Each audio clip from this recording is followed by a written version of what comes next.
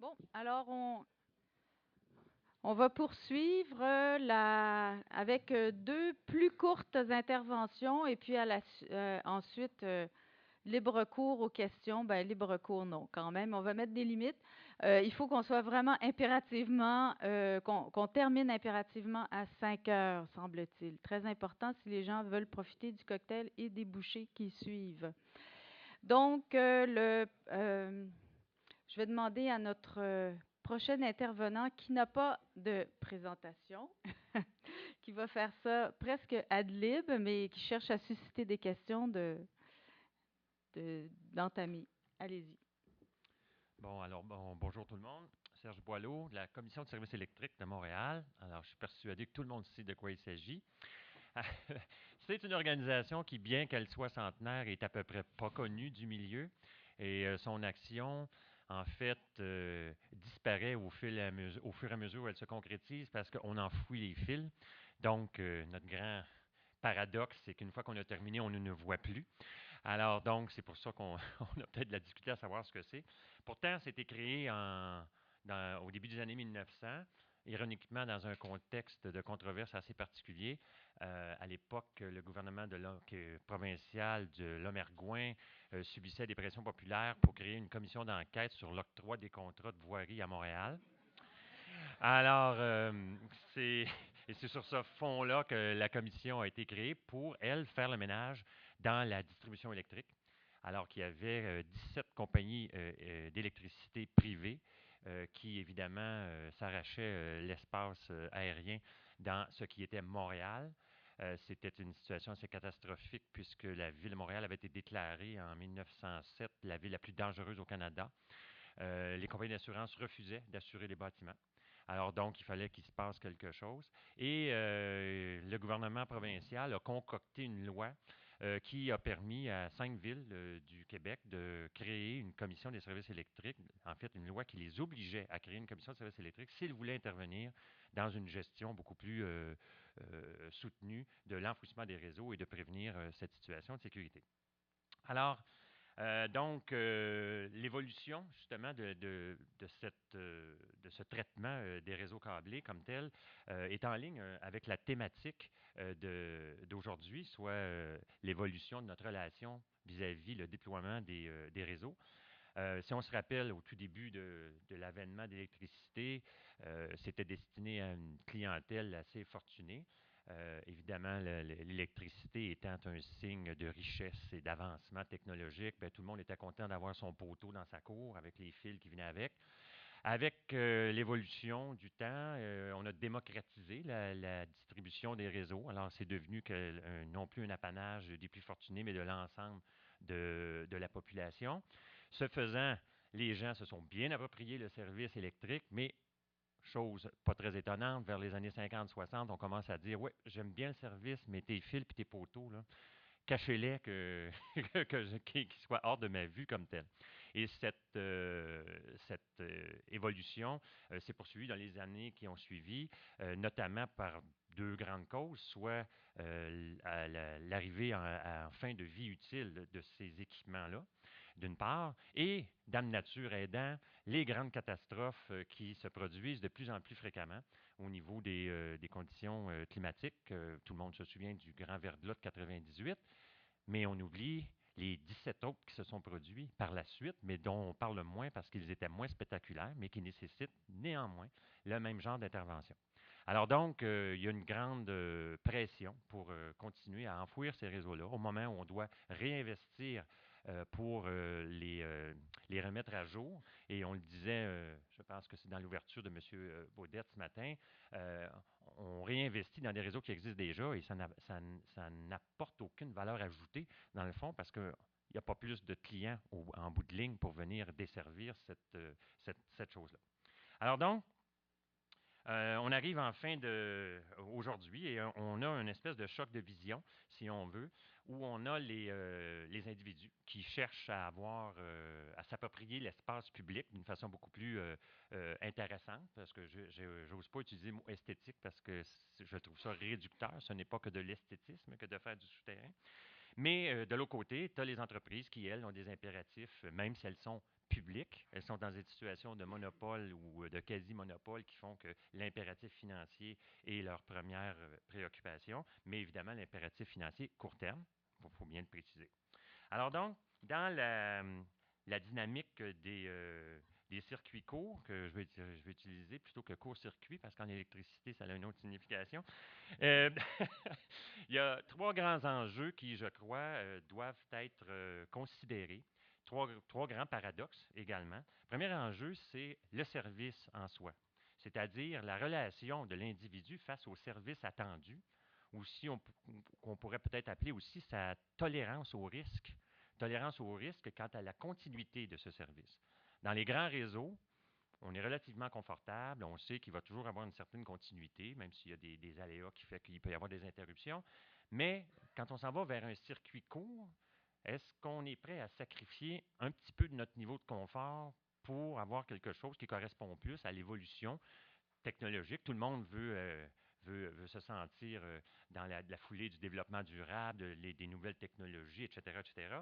Mais on se rend vite compte que l'impératif du confort prend le dessus assez vite. Alors, ça arrive très souvent dans des discussions où finalement, je suis obligé de conclure avec les gens. Donc, si je comprends bien, vous voulez évoluer sans changer. Alors, c'est un grand paradoxe, mais ça fait partie de l'équation de ce qu'on a à discuter. Le deuxième enjeu, si je peux appeler ça comme ça, c'est vraiment, et c'était dit à plusieurs reprises, c'est la position ou l'attitude des entreprises de réseau ou les opérateurs de réseau face à cette situation-là.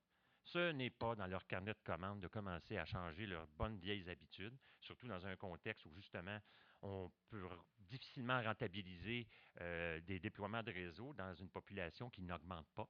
Alors donc, c'est un des facteurs. Et ici au Québec, ça se traduit d'une façon très explicite par l'attitude d'Hydro-Québec qui suscite des questionnements assez extraordinaires. euh, Juste pour montrer un peu ce que l'attitude, je vais vous donner un exemple pourquoi, parce que l'attitude d'une entreprise comme celle-là peut avoir une incidence assez considérable sur l'intérêt d'aller vers les circuits courts, parce que justement, c'est cette espèce de contre-volonté de favoriser le renouvellement des infrastructures plus majeures. Par exemple, dans les derniers 8 ans, Hydro-Québec a triplé les coûts d'enfouissement. Alors donc, et ce n'est pas par des coûts technologiques, mais par ce que j'appelle des frais indécents, pardon, par opposition à frais incidents, parce que quand on ajoute 30 de frais d'ingénierie, 26 de frais de gestion, 22 de frais de gestion d'équipement, 17 etc., etc., ben, on a augmenté le coût, mais est-ce qu'on a vraiment augmenté la valeur de ce qu'on fait sur le terrain? Pas sûr. Ajoutons à ça des orientations stratégiques où on a vu disparaître complètement l'encouragement à l'enfouissement. Aujourd'hui, si je me rappelle bien, il y a une présentation d'un ingénieur d'Hydro-Québec qui a donné trois grandes lignes des orientations stratégiques. C'est on ne change pas nos façons de faire, on n'investit pas dans la technologie et nous travaillons au moindre coût. Alors, développement durable, là, je ne sais pas où il est rendu dans cette perspective-là, c'est assez particulier. Et si on ajoute, par rapport à l'historique que je vous ai fait tantôt, l'orientation des réseaux en 1900, c'était fil sur poteau de bois en façade, et je vous confirme qu'en 2012, écrit noir sur blanc, l'orientation de déploiement de réseau chez Hydro-Québec, c'est des fils sur poteau de bois en façade. Et au nom de l'équité, tous les réseaux sont identiques, quelle que soit leur localisation. Gaspé ou Montréal, c'est pareil. Alors donc, dans une attitude comme celle-là, le circuit court peut peut-être commencer à prendre un certain intérêt quand on voit qu'il n'y a aucune évolution intéressante qui peut se passer de ce côté-là. Troisième élément, c'est comment est-ce qu'on passe du réseau traditionnel au circuit court? Ben moi, je les résume en deux. C'est on peut y aller par transition, donc qui est plus soft un peu, ou on peut y aller par transformation. Quelle que soit l'avenue privilégiée, les deux doivent s'asseoir sur quelque chose de fondamental, c'est l'intégration. L'intégration de la vision, en particulier la vision des intervenants, la vision des professionnels, la vision des villes. En fait, j'avais presque envie de faire un petit commentaire sur le précédent atelier. Une vision commune, c'est très important et on a pu constater l'absence totale de cette vision commune dans la présentation sur le transport en commun. C'est assez incroyable. Tout le monde va selon sa propre sa propre orientation et on mesure le succès au grossissement de son, ou à l'élargissement de son réseau ou de sa capacité. Ouais, mais est-ce que c'est ça vraiment qu'on doit viser? Est-ce que c'est l'objectif ultime? Enfin, c'est un peu cette chose-là. Alors donc, on doit aller vers cet élément-là et il y a toujours le, le rapport entre ce qu'on veut construire, parce que quand on parle de circuits courts, on ne parle pas nécessairement de petites infrastructures. Sans parler de grandes infrastructures, il peut y avoir des infrastructures, comme par exemple la galerie multiréseau, qui est un projet que la Commission de services électriques travaille avec le Centre d'expertise et de recherche en infrastructure urbaine. Il y a M. Boisvert, dans le fond, qui est un habitué de ces choses-là. Bon, c'est sûr que l'habitacle représente quelque chose qui fait 3 mètres par 3 mètres, mais tous les services y sont incorporés. Donc, est-ce qu'une infrastructure comme celle-là pourrait permettre justement le développement de circuits courts, parce qu'à ce moment-là, ils sont tous intégrés à l'intérieur d'une même, de même habitacle. Il y a un premier essai dans ce qui va dans ce sens-là qui a été fait sur les anciens terrains de Renault à Paris. Donc, ça s'appelle, je crois, l'arrondissement de la Villette, ou il me semble que c'est dans ce coin-là. Et justement, ils réutilisent des tunnels souterrains qui ont converti en galeries et ils vont avoir justement des circuits qui s'apparentent à des courts-circuits parce qu'il y a quand même le branchement au grand réseau. Hein, le gaz, il faut qu'il vienne dans quelque part là, quand même. Mais à partir du moment où on est sur le site, à ce moment-là, on prend beaucoup plus l'orientation du circuit court. Alors donc, c'est des avenues qui peuvent prêter à réflexion dans le sens de justement comparer ou en tout cas adresser le paradoxe qui peut exister entre un des systèmes, le renouvellement du vieux ou le déploiement du nouveau. Merci.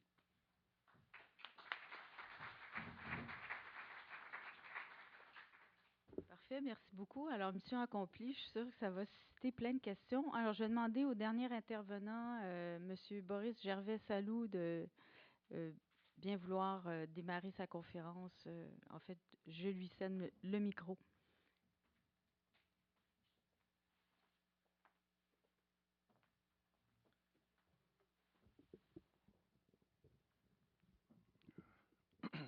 Bonsoir tout le monde.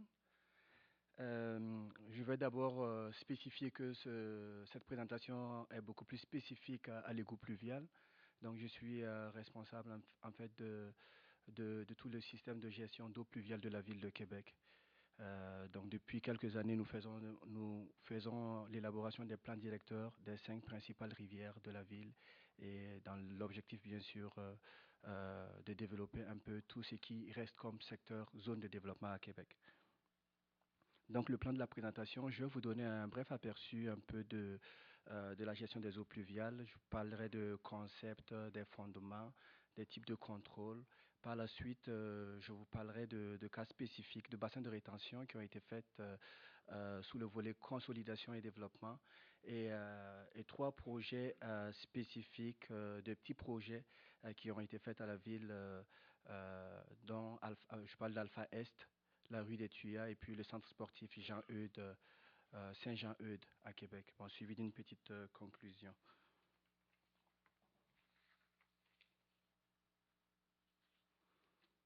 Donc, la ville de Québec, au niveau de la gestion des eaux pluviales, est régie par le guide de gestion des eaux pluviales qui a été fait par le ministère du Développement durable, Environnement et Parcs en février 2011.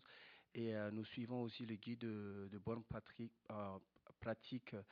qui a été fait, bien sûr, toujours par le même ministère, bien avant le guide de gestion. Mais en plus de ces guides, nous avons bien sûr des règlements internes que vous allez voir un peu dans la suite de la présentation. Donc toujours dans la gestion des eaux pluviales, vous voyez qu'on a en fait des contrôles à 2 niveaux, au niveau du terrain privé et puis notre contrôle au niveau du terrain public. Donc sur le terrain privé, ça pourrait être des noues de rétention, des jardins de pluie, et puis bon, sur le terrain public, ça pourrait être des bassins de rétention majeurs. Ça peut être à travers les points bas dans les rues. Au niveau dans le réseau, ça pourrait être dans des bassins des chambres de rétention plutôt, ou des conduites au réservoir. Et puis bien sûr, à l'émissaire, c'est beaucoup plus pour prévenir l'érosion. au niveau et aussi diminuer l'étiage. Donc, les deux concepts fondamentaux, comme je disais tantôt, c'est le contrôle de volume le deuxième, c'est le contrôle de débit.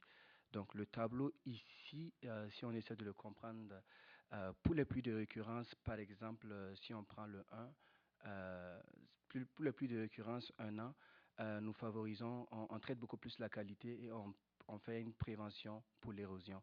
Donc, pour les pluies, par exemple, de 10 ans, ça veut dire les pluies qui surviennent une fois dans les 10 ans, la probabilité, c'est beaucoup plus l'érosion et aussi le réseau mineur que l'on appelle, c'est beaucoup plus les conduites pluviales ou l'égout pluvial. Et bien sûr, le 100 ans, c'est le réseau majeur. Donc, les objectifs, bien sûr, de contrôle, le débit d'étiage, c'est pendant les périodes sèches, on a quasiment plus de débit dans les rivières. Donc, ce qui arrive pour la faune aquatique et le débit écologique, nous avons des problèmes. Donc, en faisant bien sûr un contrôle à l'amont, on est capable de donner à la rivière le débit écologique qui permet bien sûr à la faune de vivre sans problème. Donc, comme je disais tantôt, pour les pluies de récurrence une année, bien sûr, on prévient l'érosion. Euh, euh, pour ce qui est de la qualité, le MES, c'est la matière en suspension et puis le phosphore. Et pour le dernier objectif de contrôle, c'est les inondations à partir, je vous dirais, de bassins de rétention majeurs de très grande capacité. Euh,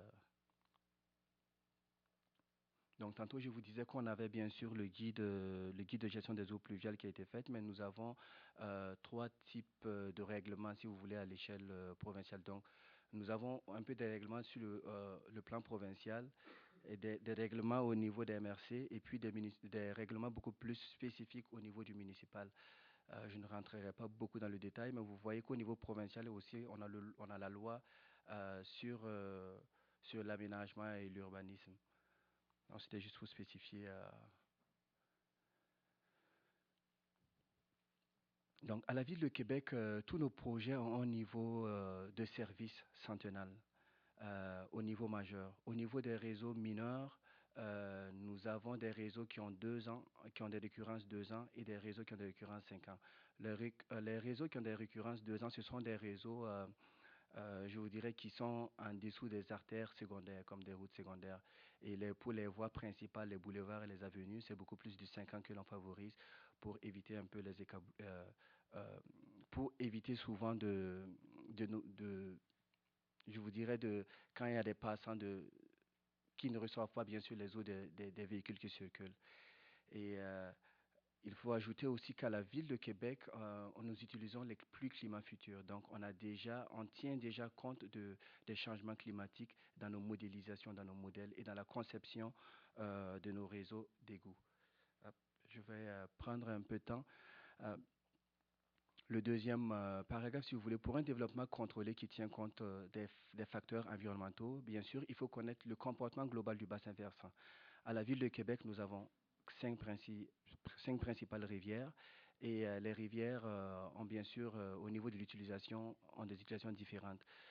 Nous avons la rivière Saint-Charles, par exemple, qui est la principale source d'eau potable. Donc, c'est sûr que au niveau des contrôles sur ce bassin versant, on traite beaucoup plus la qualité, on favorise l'infiltration, la réchelle de la nappe phréatique, tandis que sur les autres bassins qui sont très souvent urbanisés déjà à 80% ou moins, ben, on a déjà des problèmes de réseau. Et puis, bon, euh, juste pour dire qu'au niveau la gestion des eaux, il faut bien sûr faut connaître le comportement global des bassins versants. Il faut tenir compte de la capacité de la rivière.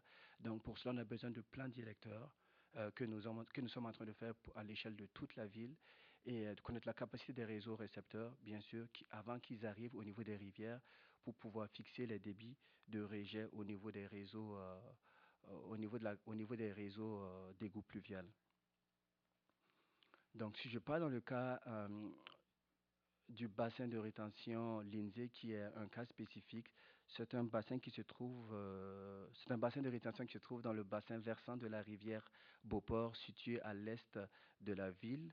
Et lors du plan directeur, on a réalisé que la rivière, disons, à la partie encerclée en rouge, on avait des problèmes de capacité. Et quand vous regardez juste un peu à ce niveau, on avait aussi un terrain qui existait, terrain privé, qu'on a acquis auprès du propriétaire pour pouvoir faire un bassin de rétention. Et vous remarquerez aussi qu'à l'amont de cette zone 3B, si vous voulez une partie du 2A, nous avons des zones un peu à développement. Donc, on s'est dit, ben, on va faire un bassin qui va servir autant pour la consolidation de la rivière et qui va servir en même temps pour le développement. Donc, les, si vous voulez, les personnes qui financent ce projet euh, sont entre autres la ville et les promoteurs. Actuellement, la ville paye à 100% le bassin et au fur et à mesure qu'il y a des développements qui se font dans la partie, je vous dirais, 3A, ils contribuent au prorata du volume qu'ils utilisent dans le bassin de rétention. Donc, si je pars dans des cas beaucoup plus spécifiques, nous avons le développement alpha qui se fait à Beauport, toujours dans le bassin versant de la rivière Beauport.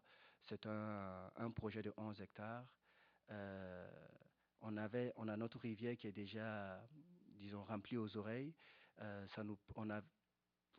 Avec le plan directeur, on a déterminé que le débit de relâche au niveau de cette rivière était de 528 litres seconde pour environ 11 hectares. C'est vraiment pas beaucoup. Ça, c'est tout simplement parce que nos réseaux sont surchargés. On n'avait pas vraiment fait de gestion, disons, dans les années antérieures. Et puis, ce projet, vous voyez très bien qu'il y a de la rétention à la source qui est faite sur l'ensemble. Tout ce que vous voyez en rouge, oh, ici en rouge, bordeaux, je dirais, c'est beaucoup plus les toits. On fait de la rétention sur les toits, sur les parkings et, euh, et aussi ici, nous faisons un bassin de rétention. Le promoteur décide, il veut faire un acte artificiel pour un peu l'aménagement paysager euh, de son projet. Qu'est-ce que j'ajouterais d'autre? Il y a aussi bien sûr de la rétention qui est faite un peu dans les rues et dans les points bas un tout petit peu. Nous avons des régulateurs bien sûr qui gèrent un peu le débit qui rentre en réseau. Donc le deuxième projet, c'est un développement qui se fait sur la rue des Tuyas, la rivière du Moulin. Donc la capacité bien sûr du réseau euh, si vous voulez, du projet. Le réseau local on avait déjà des problèmes au niveau de capacité au niveau du réseau récepteur. Et le projet, bien sûr, on recommandait un débit de 158 litres seconde. Donc le volume requis, bien sûr, pour ce projet était de 550. Vous pouvez voir ici que dans ce projet, ben, étant donné qu'il n'y avait pas d'espace et que nous sommes quasiment disons, dans la ville de Québec, ils ont choisi de faire des chambres de rétention StormTech. C'est en plastique, facile à installer, une capacité structurale très élevée. Et puis, vous le voyez très bien que ça a été fait un peu au niveau des entrées d'auto disons, des habitats. Donc, ça, c'est des photos qui ont été faites pendant la réalisation du bassin de rétention. Et dans cette photo, vous voyez, elle est déjà réalisée. Et en bleu, vous voyez, c'est un peu l'emplacement des bassins, je vous dirais des bassins de rétention ou des chambres de rétention qui ont été faites. Le dernier projet qui est beaucoup plus innovateur, c'est le centre sportif Saint-Jean-Eudes. Au départ, ils avaient des terrains de soccer et à la ville actuellement, nous avons un règlement qui dit que du moment où on part faire des travaux, ça prend l'avis du service de l'ingénierie. Donc, ils nous envoient un avis technique, on analyse pour voir si le réseau déjà est capable de le prendre. Dans ce cas, le réseau déjà était surchargé. Donc, il fallait mettre une certaine restriction pour ce projet. Et vous voyez que dans ce projet, ils ont utilisé les vies de sous-fondation. Euh, les vies de sous. Ben, actuellement, je n'ai pas pu plutôt mettre la coupe transversale du terrain. Ça aurait été très intéressant pour voir un peu comment est-ce que ils ont réfléchi pour déterminer ces volumes. Mais de façon générale, c'est environ 15% du volume qui est utilisé comme volume de rétention. Et à la sortie des conduites, le drainage du terrain, si vous voulez, est fait à partir du centre de terrain euh, vers les points de corner, je vous dirais, collectés à des conduites dont, dont à l'extrémité, nous mettons des plaques, donc des plaques régulateurs de débit. Donc ça permet d'emmagasiner l'eau en dessous de l'infrastructure et puis après de le laisser sortir tranquillement dans notre réseau sans, sans dommage majeur. Et en même temps, bon, c'est des structures, quand il pleut vraiment fort, comme je dis très souvent, il n'y a personne qui joue. Donc, on pourrait bien sûr utiliser ces structures pour de la rétention. Donc, la présentation tire vers la fin. Donc, nous avons hérité, bien sûr, des réseaux déjà surchargés. Et comme tantôt, j'ai discuté avec Monsieur Swami, c'est ça, et je disais bien sûr que le contexte souvent est différent. À la ville, nous avons de l'espace, nous avons un périmètre urbain qui a été défini. Euh, un- Tous les développements se font maintenant à l'intérieur disons, de ce périmètre pour éviter bien sûr l'étalement urbain. Mais à l'intérieur quand même toujours de ce périmètre, nous avons des surfaces qui sont encore vierges agricoles que l'on développe. Donc on a encore de l'espace pour faire des bassins souvent majeurs ou des bassins de rétention souterraines ou des noues ou des jardins de pluie. Donc, euh, donc il est impossible de développer sans penser vraiment à faire de la rétention à cause bien sûr de l'étalement urbain.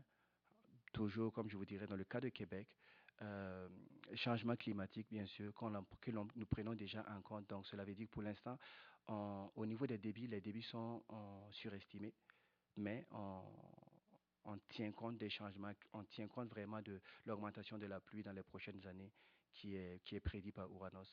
De la capacité, bien sûr, des réseaux et cours d'eau existants, des mesures de contrôle de l'érosion et de la qualité des cours d'eau. Donc la rétention à la source devient alors la référence. Donc quasiment la totalité des projets que moi je traite, on demande à ce qu'ils fassent la rétention à la source. Donc ça veut dire un régulateur qui permet de laisser sortir genre, on va dire 50 litres seconde par hectare.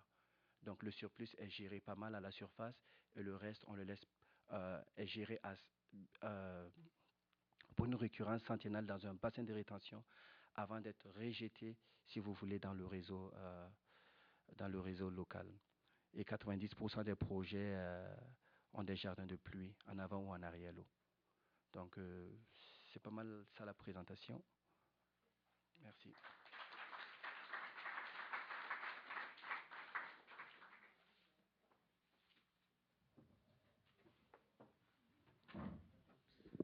Donc, les trois participants vont être prêts à répondre aux questions. Peut-être, Monsieur Salou, une petite précision. Donc, d'une certaine façon, on est face à un réseau hybride dans le sens où tous les jardins de pluie, les noues, tous les systèmes de rétention d'eau sont ultimement connectés au réseau.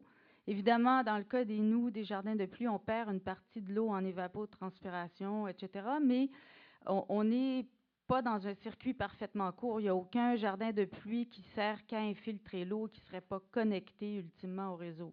Non, pas nécessairement, mais je vous dirais que si par exemple nous avons une pluie de récurrence centennale, le surplus d'eau, Ah bien ben sûr, oui. coule vers le réseau, disons le réseau local. Ben, en ce moment, c'est sûr que on est dépassé par les événements et puis bon, on gère les urgences. Mais OK, vous donc avez raison. c'est l'eau qui est en surplus qui se Oui, trouve à aller dans le réseau et c'est pas effectivement. d'office. OK. Parfait. Je vais prendre les questions. Michel? Oui, alors donc j'ai une question pour Serge Boileau. D'abord un commentaire peut-être pour nuancer le diagnostic de méchanceté d'Hydro-Québec. Parce que moi aussi, c'est une question qui me préoccupait parce qu'il y a eu le rapport Nicolette dans la foulée du verglas de 98 et une des recommandations, sinon la recommandation principale, c'est qu'il devrait y avoir de l'enfouissement mur à mur. Et il n'y en a pas d'enfouissement. Et apparemment, ce qu'Hydro-Québec dit, mais peut-être qu'il gonfle les estimés des coûts pour ça, c'est que l'actionnaire unique a dit vous ne mettrez pas d'argent dans ça, on veut faire une ponction plus importante dans vos profits. Mais en tout cas, moi, la question que j'aurais, c'est sur la notion d'intégration. Puis en fait, je voudrais contraster la notion d'intégration dans les cas que vous nous avez présentés, M. Swami, et la question de l'intégration telle qu'elle émerge dans le contexte montréalais. Dans vos cas, j'ai cru voir l'émergence d'opérateurs qui qui sont des intégrateurs. C'est-à-dire que la viabilité de l'opération pour un opérateur, c'est dans quelle mesure il peut faire une intégration, donc qui va lui permettre de répartir ses coûts sur d'autres services ou d'intégrer des profits. Donc, je viens à ma question pour Serge Boileau. Est-ce qu'on voit émerger chez nos monopoles, puisqu'on a Hydro-Québec, on a Bell pour la téléphonie, on a le câble où il y a eu des partages de territoire, est-ce qu'on voit émerger chez ces monopoles-là des volontés de devenir des opérateurs intégrés, premièrement, et deuxièmement, est-ce qu'on réussit à intégrer les opérations de ces monopoles-là? Parce que vous nous avez parlé du design des galeries multiréseaux, mais on a tous à l'esprit les histoires d'horreur, rue Saint-Laurent, l'avenue du Parc, où on n'a pas aussitôt pavé la rue que un autre vient pour ouvrir, pour mettre son service alors. Donc, est-ce qu'on réussit à faire fonctionner de façon intégrée ces opérateurs? Je vais commencer. Bon, tout d'abord, la volonté d'intégration des opérateurs de réseau, là, elle ne sera jamais là, à moins qu'il y ait une volonté suprême qui leur indique que c'est le choix qu'ils ont à faire. Même si, à Montréal, avec la Commission de services électriques, ils ont un très bel exemple des bénéfices qu'ils peuvent en retirer. J'ai 87 opérateurs de réseau dans les réseaux de la Commission. Il y en a même un qui s'appelle Vermont Telecom, je ne sais pas ce qu'il fait là, mais il est là. Bon, je dirais l'intérêt pour la Commission de services électriques, c'est qu'on intègre l'ensemble des besoins. Il y a une seule intervention qui se fait et il y a un partage de coûts. Je vais vous donner une idée du coût, là. 4 $ du mètre linéaire d'occupation de réseau. Ça comprend les immobilisations, l'opération, l'entretien et le renouvellement. Alors, à 4 $ du mètre, là, vous essayerez d'arriver à un tarif aussi concurrentiel en traitant votre réseau de façon individuelle. Donc, il y a des bénéfices à l'intégration, mais ce n'est pas naturel. Avec mes amis français du projet Clé de Sol à Paris, je les avais, par inadvertance, j'avais mentionné que la difficulté qu'on a, c'est que nos opérateurs de réseau sont habitués de vivre en cottage, et là, on les oblige à déménager en condo.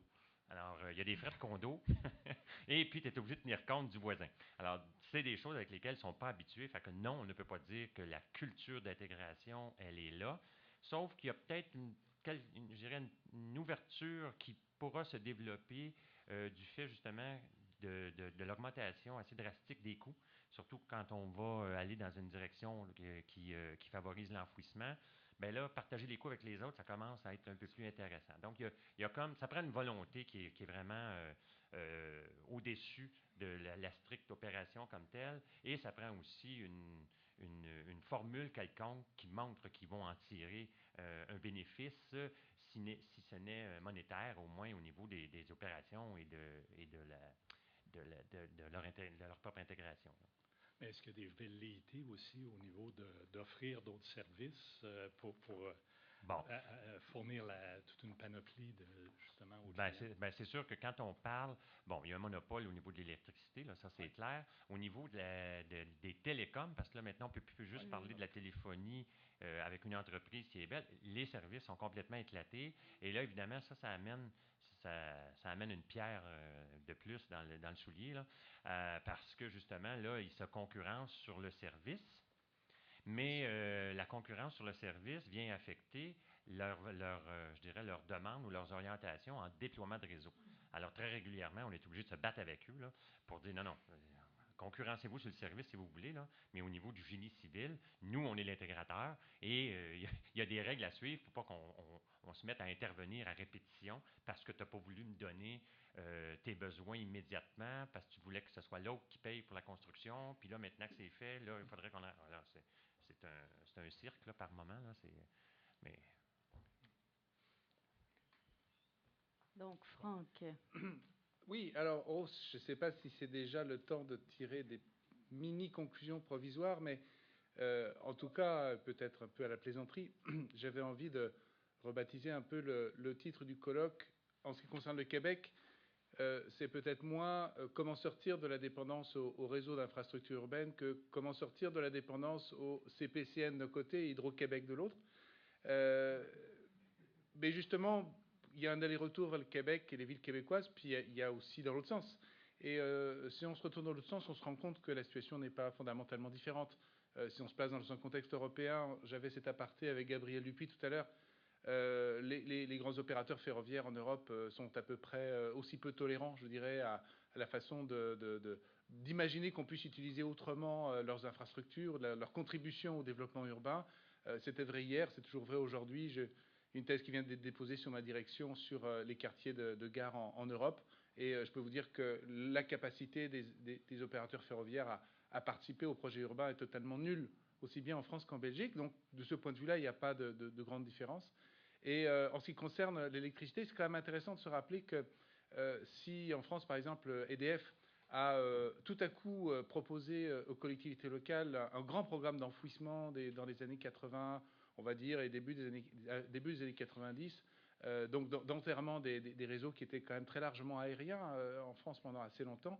Il faut aussi se replacer dans une situation qui était celle de l'ouverture progressive du marché de l'électricité qui se profilait, et surtout du fait que les concessions de distribution que les communes ou les syndicats de communes avaient données à l'opérateur national arrivaient à peu près à échéance dans les années 90, des concessions de 99 ans d'ailleurs souvent, et qu'évidemment là il y avait une double conjoncture en quelque sorte qui forçait à l'innovation, ou en tout cas à sortir d'une logique économique de base. Donc on va dire que, si pour revenir de façon un petit peu plus générale, les grands opérateurs de réseau, certes, peut-être qu'ils ne peuvent plus tirer autant de bénéfices économiques des effets de réseau, des économies d'échelle, etc., que dans la grande période de croissance, mais est-ce qu'ils sont pour autant prêts à abandonner la proie pour l'ombre et, je dirais, l'efficacité de la mégastructure pour l'aventure, l'ombre du développement durable? Je ne suis pas vraiment sûr.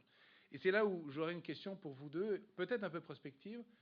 Est-ce que, notamment dans le domaine, alors cette fois de l'énergie et de l'électricité, il n'y aurait pas justement, on parle d'un véritable changement de paradigme, cette fois dans l'économie des réseaux de la distribution électrique, ou de la production électrique plus exactement, et même énergétique d'une manière générale, et on parle beaucoup, mais moi j'y connais pas grand-chose, que tout à coup, c'est le stockage qui serait maintenant au centre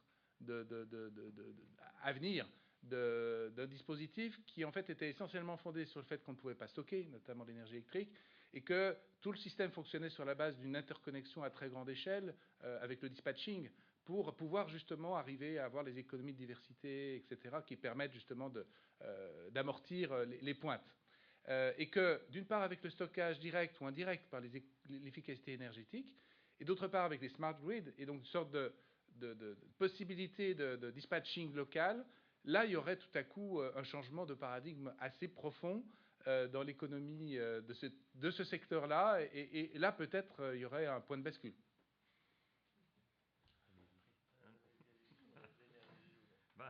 Non, mais non, parce que vous avez présenté des choses intéressantes tout à l'heure dans votre chose là-dessus. Mais en fait, si je peux me permettre, dans le fond, votre intervention, elle illustre très bien ce que je voulais dire tantôt par est-ce qu'on choisit une transition ou une transformation. Donc, effectivement, quand on commence à penser à des circuits courts, est-ce que le circuit court, en termes de transition, ne peut pas être justement celui qu'on interpelle au moment où on a besoin d'écrêter les pointes, des choses comme ça. C'est une avenue qui peut être intéressante à ce niveau par rapport à la transformation, qui à ce moment-là en ferait quelque chose de pratiquement autonome. Donc, effectivement, là, c'est quand je disais tantôt que la conjecture actuelle de ces grandes entreprises qui ne sont plus là en matière je dirais, de cette évolution de la distribution, ben ça va peut-être créer justement cette espèce d'engouement à regarder ailleurs. C'est en complément et juste en préalable, ce qu'on perd de vue, sans regarder en particulier les entreprises énergétiques, même si elles l'illustrent, et ça s'applique, me semble-t-il, aussi aux entreprises et compagnies de chemin de fer, ce sont d'abord des industriels. Régulièrement, on a besoin de se le rappeler. Ce sont d'abord des industriels inscrits dans des secteurs industriels qui opèrent certes dans des territoires urbains, mais ça demeure d'ailleurs. On met même aussi dans le paquet, dans un gros paquet ingénieurs, mais quand on y regarde de près, il y a des ingénieurs industriels.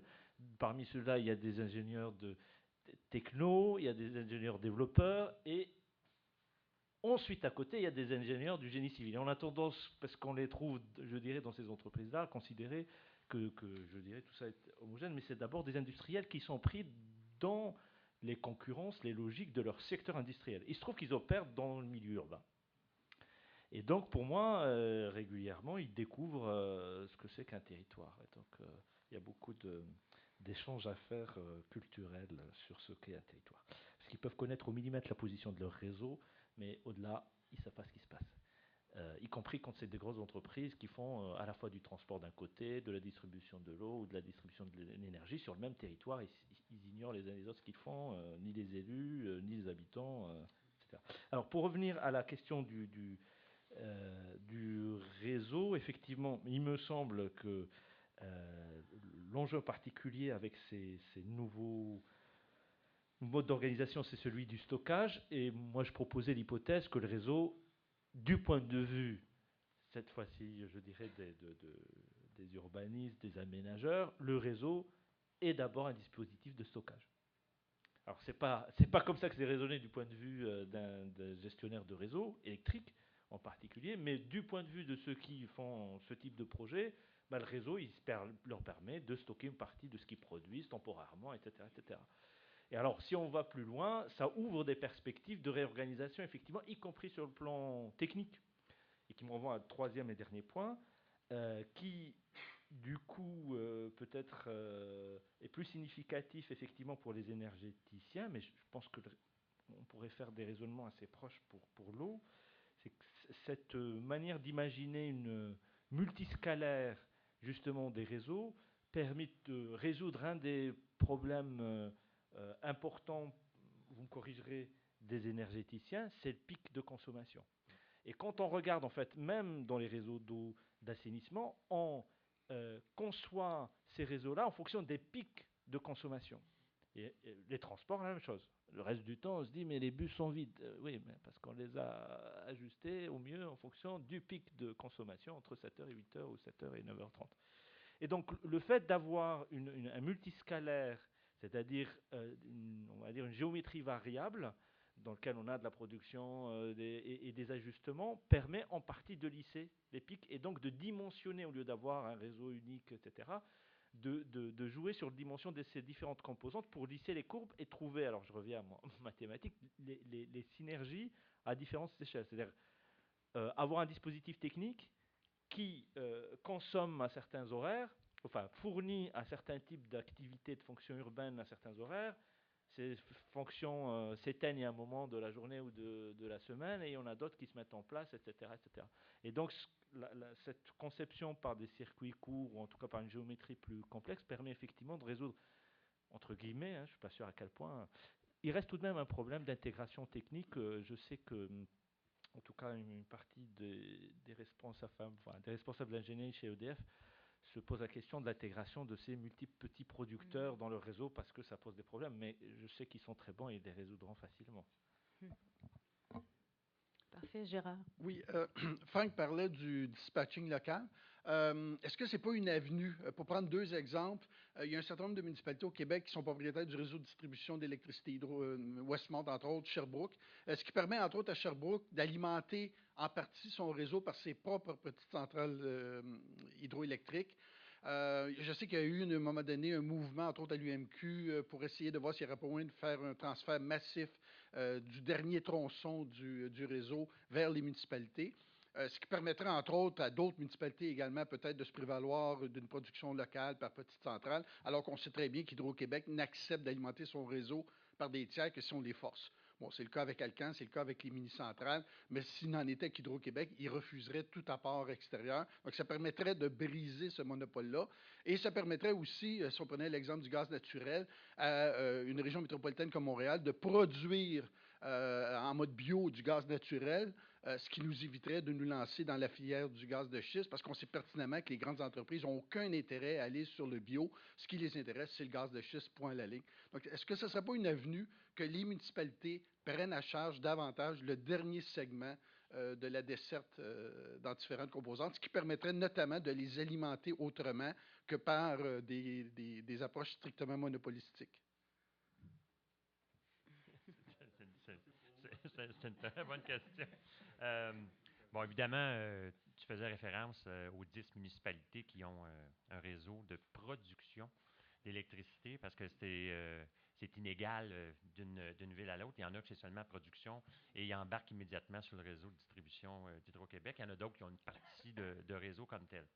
La question est très bonne, puis elle devrait susciter certaines réflexions, surtout dans le contexte que j'ai exprimé tantôt.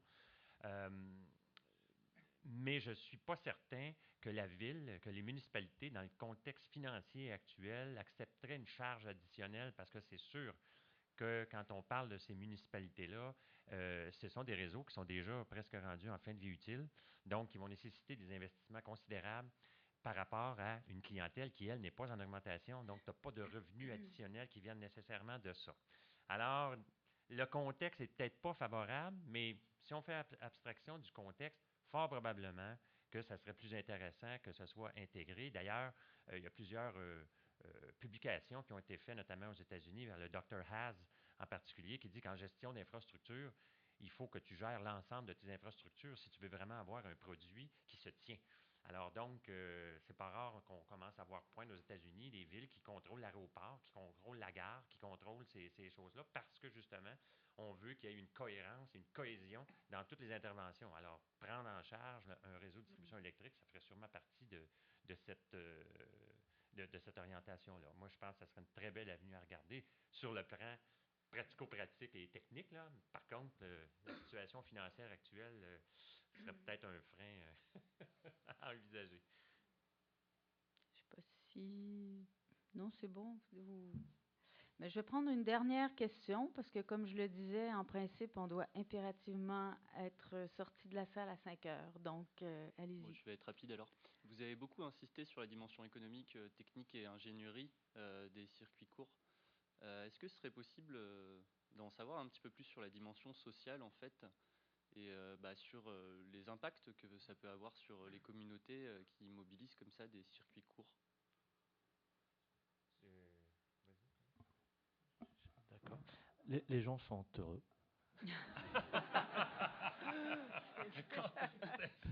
Je pensais, est-ce qu'il y a eu des évaluations, des indicateurs qui ont été construits pour voir comment ça peut changer les modes de consommation, la perception des réseaux et du service en fait aussi quoi.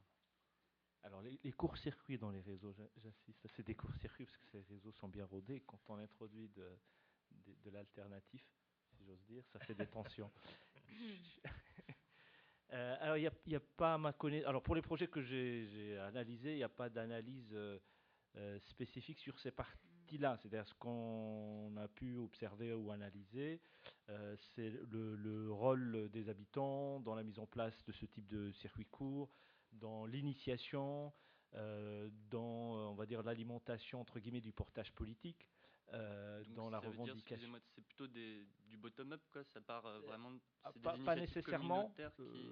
Régulièrement dans un certain nombre de ces projets datant du début des années 90, mais ensuite il y a des élus techniciens. Généralement, il y a un binôme habituel, un ou quelques élus spécialisés avec des techniciens qui, engagés pour des raisons d'intérêt général ou politiquement, donc s'investissent dans des périmètres particuliers autour de ces circuits courts ou la localisation de ce type de dispositif. Donc en revanche, on commence à voir lancer un certain nombre d'études sur les usages, les appropriations. Nous-mêmes, on est en train de réaliser un travail sur les consommations des ménages dans ce type de quartier.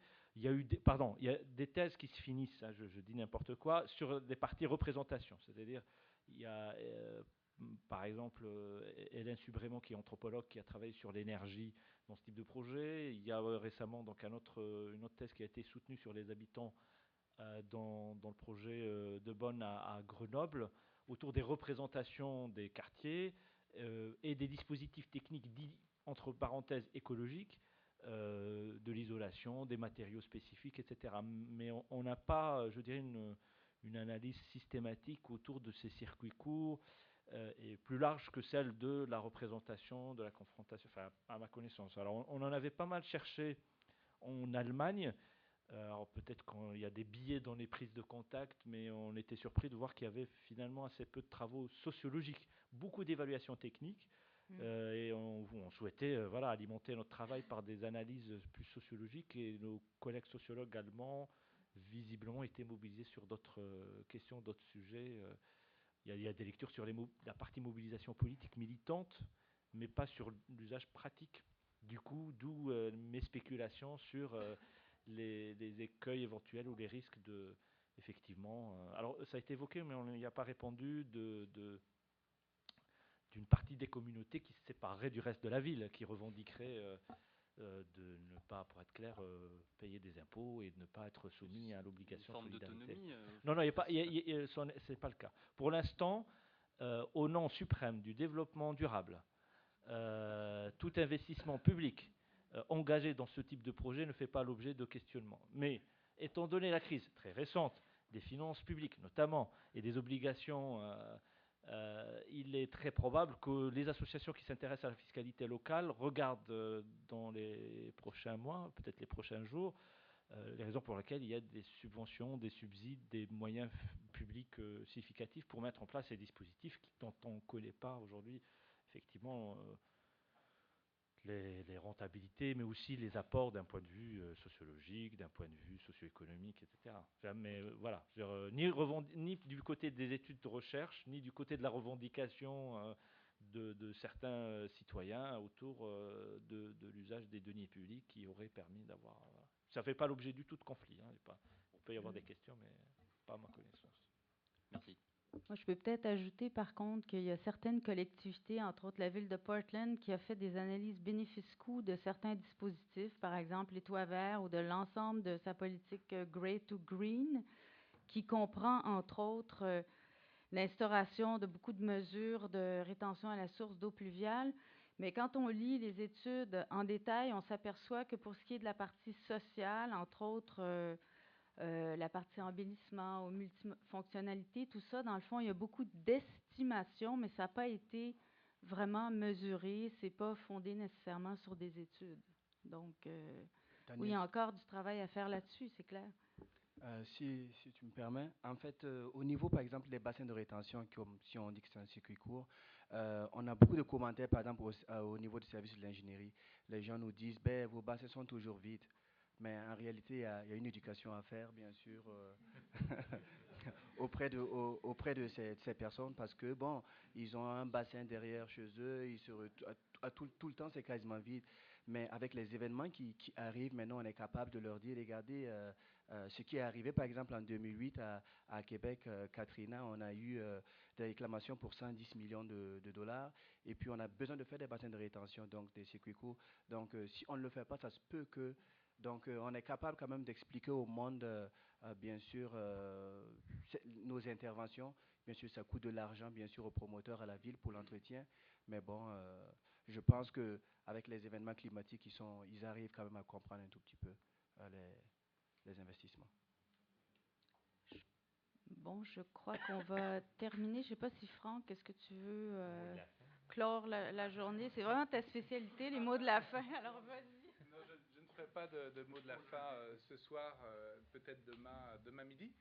Simplement, donc, je vous invite d'une part à partager un verre, enfin pas partager, à prendre un verre de façon collective et de façon conviviale, voilà, se passer du collectif convivial. Et évidemment à vous retrouver demain nombreux pour la deuxième partie de ce colloque qui se clôturera par un vrai mot de la fin qui sera plus qu'un mot, qui sera le regard que Gabriel Dupuis, qui restait silencieux aujourd'hui, peut-être va rester encore silencieux demain, mais on saura tout demain. Donc à tout de suite et à demain.